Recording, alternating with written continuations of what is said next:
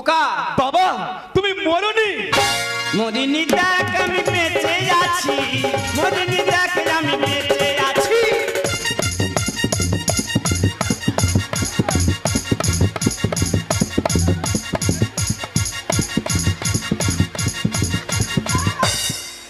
আরে কি সাজে সেজেছে দা ভাতার খাকি, কি সাজে সেজেছে দা ভাতার খাকি।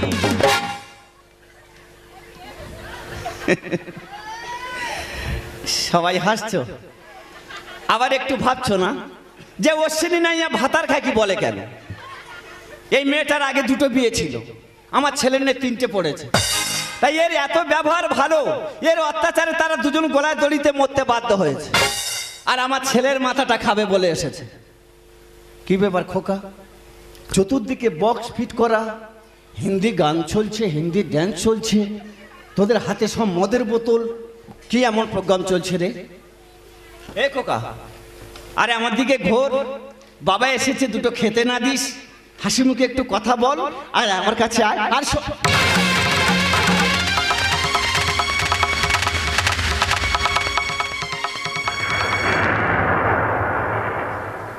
খোকা, বাড়ির ওপর চিতে সাজানো কেন রে?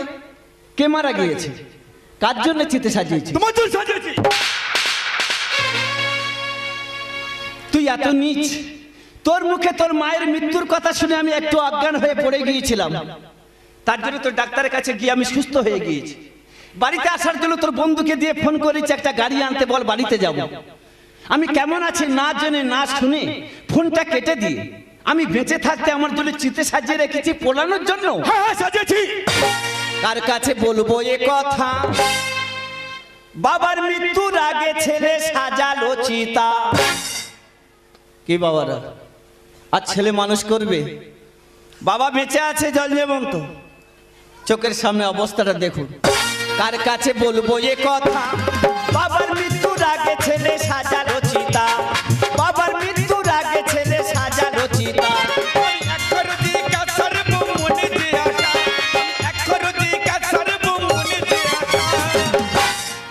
কার কাছে বলবো এ কথা? বাবার মৃত্যুর আগে ছেলে সাজালো চিতা, বাবার মৃত্যুর আগে ছেলে সাজালো চিতা। এই বুড়ো, তুই কি জানিস তোমার মৃত্যুর কথা শুনে কতজন খুশি?